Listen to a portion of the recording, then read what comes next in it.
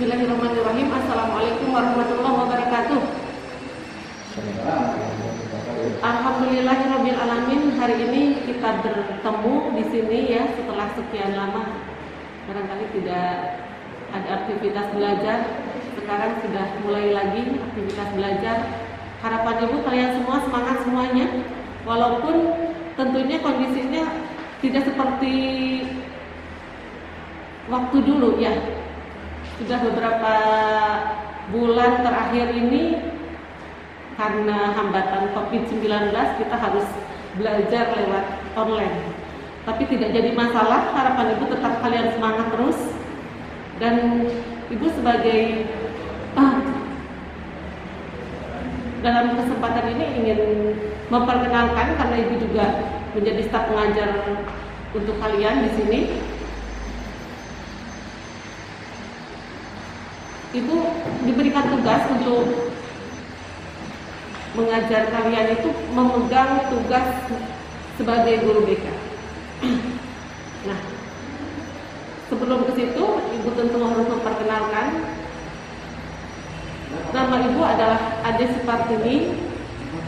Kemudian pendidikan Ibu seorang sarjana kesejahteraan sosial, tapi mungkin sudah takdir barangkali Ibu harus mengabdi di sekolah sehingga Ibu jadi guru BK di sekolah ini. Dan mudah-mudahan ini tidak mengurangi kapasitas Ibu untuk bisa mengajar kalian. Nah, kembali ke materi tadi, yang namanya BK ya, barangkali kalian sudah tahu semenjak dari SMP, semenjak dari MTS. Kalau dulu istilahnya BP, sama lah, itu cuma beda istilah saja. BK itu bimbingan dan konseling, di mana peran sebagai BK tersebut itu menjadi sarana untuk kalian mengembangkan potensi-potensi diri kalian. Dan tentu garapan-garapan BK itu barangkali mungkin selama ini kalian ketika kalian mendengar istilah BP zaman dahulu itu tahunya BP itu ngurusin siswa-siswa yang bermasalah, padahal tidak di situ ya. Jadi semua siswa itu merupakan garapan BK. Siswa yang pintar, siswa yang kurang pintar, kemudian siswa yang mungkin punya masalah ataupun tidak punya masalah, itu tetap menjadi sebuah garapan BK. Dan Ibu harapkan kalian harus bisa meluruskan pemikiran tadi ya, jangan sampai kalian karena jujur saja yang namanya BK itu mungkin di kelas kalau sudah berjalan normal pembelajarannya, kadang ada yang masuk kelas, kadang yang tidak sama sekali diberikan kelas gitu, jam di kelas. Kalaupun ada yang diberikan jam di kelas, paling 2 jam dalam seminggu ya. Nah, 2 jam dalam seminggu itu tentu ini barangkali untuk menyampaikan sebagai segala sesuatu tentang permasalahan BK atau materi-materi BK itu kurang cukup barangkali. Sehingga dalam aturan yang namanya BK itu tidak cukup 2 jam di kelas itu. Sehingga lamanya perhitungan jam BK itu adanya di luar jam pelajaran. Nah, untuk mengantisipasi itu semua tentu Ibu punya kesempatan untuk bisa manggil kalian ya kapanpun, manakala kalian belajar sekalipun. Mungkin saja ada panggilan-panggilan dari BK secara pribadi ataupun secara kelompok gitu. Nah, itulah sebagai sarana pemberian pelayanan dari guru BK. Sehingga sekali lagi yang namanya garapan BK itu tidak hanya siswa yang bermasalah saja. Tolong dicamkan ini ya. Pokoknya kalian kalau misalkan sekali waktu dipanggil oleh guru BK, nggak usah bertanya-tanya. Wah, saya salah apa sih kok dipanggil guru BK, kok dipanggil guru BP gitu. Sehingga ada pemikiran-pemikiran yang negatif. Bahkan ada juga yang antipati sama guru BK karena menganggapnya guru BK itu suka ngasih sanksi, suka ngasih teguran gitu. Padahal tidak semuanya begitu. Dari sini.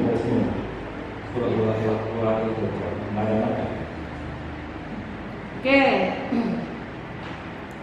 Yang namanya BK ya, jadi garapannya semuanya ya. Yang pintar juga iya, yang tidak pintar juga iya ya.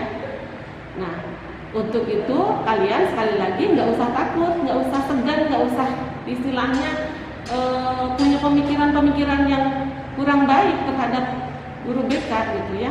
Ketika dipanggil guru BK ya kalian senang-senang aja gitu ya, karena belum tentu masalah juga. Nah, terlebih lagi yang namanya guru BK kan punya peran untuk bagaimana kita menggali potensi yang ada pada siswa gitu. Sehingga alangkah lebih ininya kalian itu lebih dekat sama guru BK ya. Masalah kelanjutan studi karya kalian, untuk karir kalian atau bakat-bakat kalian, pengembangan potensi-potensi diri, itu biasanya guru BK yang lebih tahu. Makanya kalian harus dekat sama guru BK ya. Memang di dalamnya juga ada permasalahan-permasalahan yang mungkin menjadi garapan BK. Misalkan kalian punya masalah pribadi, masalah sama teman di kelas, boleh kalian curhat-curhatan sama guru BK ya. Dan pada kesempatan ini Ibu ingin menyampaikan kepada kalian semua ya, selain kalian harus meluruskan tentang peran guru BK tadi, karena sudah disampaikan tadi yang namanya BK itu pembelajarannya tidak hanya di dalam kelas ya, kebanyakan di luar kelas. Nah, kalau belajar secara langsung barangkali Ibu bisa manggil kalian langsung ini ya. Cuma sekarang karena zamannya zaman online, semuanya tidak ada yang diperkenankan untuk hadir di sekolah. Jadi layanan BK secara pribadi pun Ibu rasa ini juga mungkin saja dilakukan secara online gitu.